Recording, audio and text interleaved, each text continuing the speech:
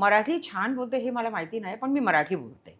कारण मी पार्लेकर हं. And I was very fortunate कारण माझ्या लेफ्टला तेंडुलकर साहेब फॅमिली, समोर सतीश दुबाशी, हां. तर and entire Marathi theatre Dinanath Mangeshkar.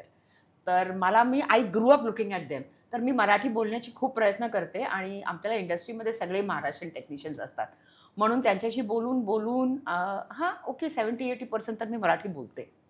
मग बालपण कुठे आहे तुमचं? मी पार्ल्यामध्येच? पार्लेकर आणि शाळा कोणती? आणि कॉलेज? शाळा saint Joseph's convent, Parla west हं. आणि कॉलेज मिठीबाई कॉलेज. पण मोस्टली मी हेच बोलते, की I am not a west person. मी ईस्ट पर्सन आहे. आणि ईस्ट म्हणजे एकदमच मिडल क्लास.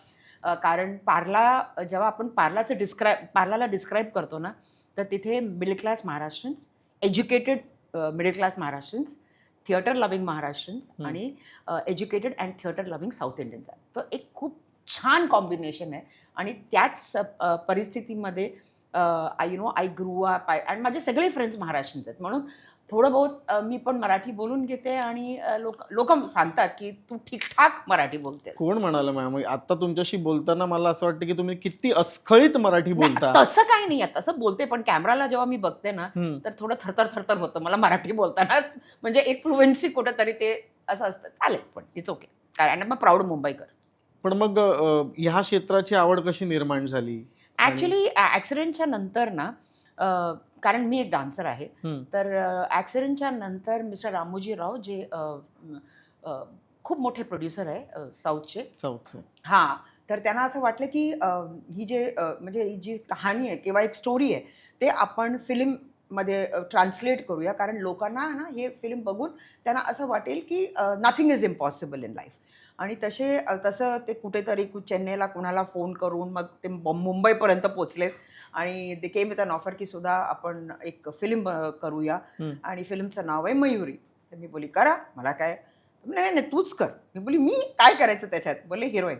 कारण we are taking your story. मी बोलली, "स्टोरी घ्या, पण मला बोलू नका." कारण मला फिल्म इंडस्ट्री तेव्हा काय असतं ना, तेव्हा त्या टीनेजमध्ये खूप आम्ही फिल्मफेअर आणि स्टार अँड स्टाईल, स्टारडस्ट हे सगळं वाचून हं. आणि थोडं एज्युकेटेड फॅमिलीमधून we all come from that. तर तेव्हा मला असं वाटलं की नाही रे बाबा, फिल्म इंडस्ट्रीमध्ये कशी लोकं असतात माहिती नाही, आता काय तिथे काय मला नाही करायचं आहे. पण खूप प्रेशर, म्हणजे प्रोड्युसर, डिरेक्टर खूप प्रेशर करून बोलले की एकच फिल्म आहे, करून जा ना, त्याच्यानंतर तू करू नकोस. मी बोलली हं. ठीक आहे, असं आहे तर मी करते. पण द मेन प्रॉब्लेम वॉज की मुंबई सोडून हैदराबादला जायचं and I was dead against it. कारण आय एम अ हार्डकोर मुंबईकर. तर ॲटलीस्ट 20 डेज मुंबई सोडून, फ्रेंड्सला सोडून तिथे कसं काय राहायचं? That was my question. पण गेली मी तिथे आणि पहिल्या 2 दिवशी तर आय वॉज लाईक, नकोच, आपण जाऊया. I don't want this film. पण बघता मला असं वाटलं की इंडस्ट्री इज ब्युटिफुल. कारण it is not just acting, कारण खूप टेक्निक्स आहे आणि आपण जाऊन 3 तास किंवा 2 तास एक पिक्चर बघून आपण बोलतोय, "अरे छोड ना, क्या फ्लॉप पिक्चर बनाय." पण त्याच्या मागे किती मेहनत आहे, हे हो. आपल्याला कळत नाही आहे unless you are actually physically present. आणि तेव्हा मला असं वाटलं की लोकं किती एज्युकेटेड आहेत आणि किती डिसेंट लोकं आहेत. अँड म्हणजे इथून जाताना मी रडत होती, कारण मला परत यायचं होतं. पण पिक्चर संपलं आणि मग मी डायरेक्टर बोलले, "चलो, अभी जाओ तुम मुंबई." तर मी रडायला लागली. तर डिरेक्टर मला बोलतात, की "आता तू कशाला रडतेस? तू जातेस ना मुंबईला." मी बोलली, "नाही, आता तुम्हाला सोडून जायची मन नाही आहे, म्हणून मी नाही जात." So I think that's how it started. आणि मी कधी ॲक्ट्रेस नव्हती. I was only a dancer. आणि त्याच्यानंतर तर फिल्म रिलीज झाली आणि मग सुपरहिट. मग त्याच्यानंतर ते सुपर हिट म्हणजे सुपर डुपर त्यावेळेची हिट. डुपर हिट, ब्लॉकबस्टर काय हो, हो, म्हणू ती, हो. म्हणजे लोकांनी इतकं डोक्यावर घेतलं होतं आणि ते तुम्हाला. पण नाही सागर, आता आपण बोलतोय की वी आर मेकिंग बायोपिक्स. पण हं. जर फर्स्ट बायोपिकची जर आपण बोललं तर it was Mayuri and Mayuri. Nache Mayuri. Yes. And आजपर्यंत बायोपिकमध्ये नो ॲक्टर किंवा the same person has not played the role. Yes, yes, yes. ते फक्त टोटली मीच ॲग्री. केली. हो. Yes, yes. Yes, totally agree. Yes. पण मॅम, आज जितक्या तुम्ही इझनेसली ही गोष्ट म्हणताय, की माझं ॲक्सिडेंट झालं आणि मग असं हे झालं. पण काय असतं, अशी घटना आयुष्यामध्ये घडल्याच्या नंतर तो काळ फार डेंजर असतो. कारण आतून आपण कलाकार असतो आणि समजा त्या कलाकाराचे म्हणजे ज्याच्यामुळे त्याची ओळख आहे ती हो, म्हणजे त्याचे पायत्या करेक्ट. ॲज अ डान्सर नृत्यांगनाची, ऑब्व्हियसली. As a dancer. हो. आणि तेच त्याच्याकडून जर या निसर्गाने, या देवाने जर घेतले, तर ती अवस्था काय होती मॅडम त्या काळी तुम्ही? आणि मी खूप लहान होते. मी मॅच्युअर्ड पण नव्हती. मी फक्त 15 वर्षाची होती तेव्हा. हम्म. पण काय असतं ना, ते एक स्पर ऑफ द डिसिशन असतं ते मोमेंट, की गेलं तर गेलं, आता काय करायचं आहे हे आता विचार करूया. See you have two options, to do or not to do.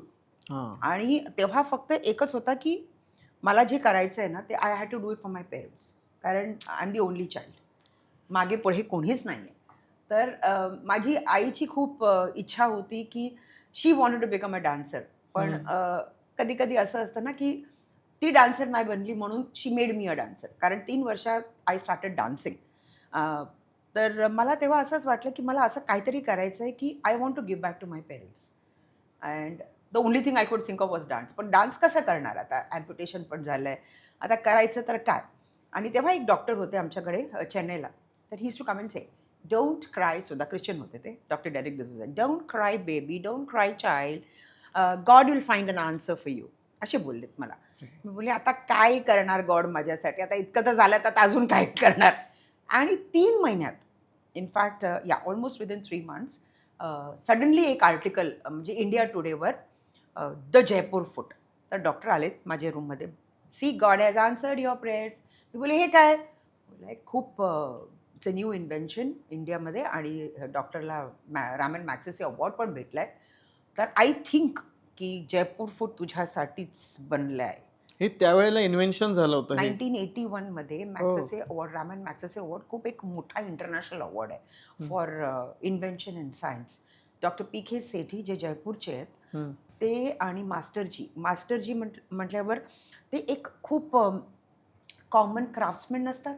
आपण असं काहीतरी करून करून करून करून फायनली एक वी हॅव डिस्कवर्ड समथिंग, तसं झालं. अँड जर आपण जयपूर फूटला आपण डायसेक्ट केलं ना, त्याच्यात इंडिजिनियस टेक्नॉलॉजी आहे.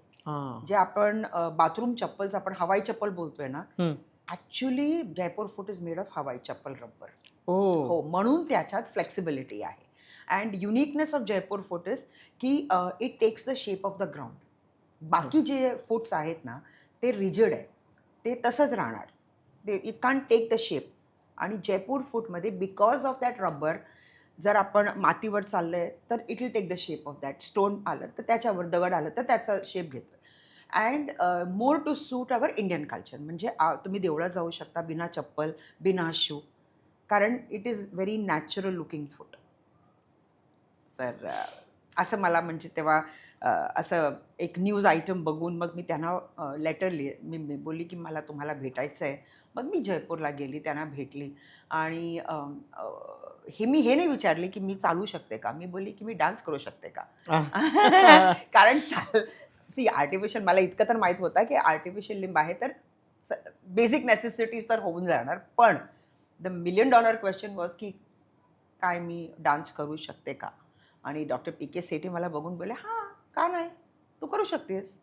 आणि मला वाटलं की वाह, डॉक्टर बोलले तर खूपच सिम्पल आहे, चला आर्टिफिशियल लिंब घेऊया. आणि तिथे आर्टिफिशियल लिंब 1 दिवसात बनतंय, एक्झॅक्टली 1 डे. म्हणजे 45 मिनिट्स तुमचं हे मेजरमेंट वगैरे घेऊन, आणि by the time it is evening तुमचं लिंब रेडी आहे. तर ते घेऊन मी मुंबई आली. आणि मला असं वाटलं की आता काय, जायचं, प्रॅक्टिस करायचं आणि स्टार्ट करायचं आपल्याला. पण तसं नव्हता. मला 3 वर्ष लागले. आणि त्या 3 वर्षात मला हे पण होता की कधी स्टंप ब्लीड करायचं आणि पेन असं जनरली. कारण काय असतं ना, एक फॉरेन बॉडी जेव्हा तुमच्या ओरिजिनल बॉडीवर लागतं ना, तर एक माइंड ॲक्सेप्ट करत नाही. आणि मी तर ॲक्च्युली मेंटल एक्सरसाइजेस पण करायची.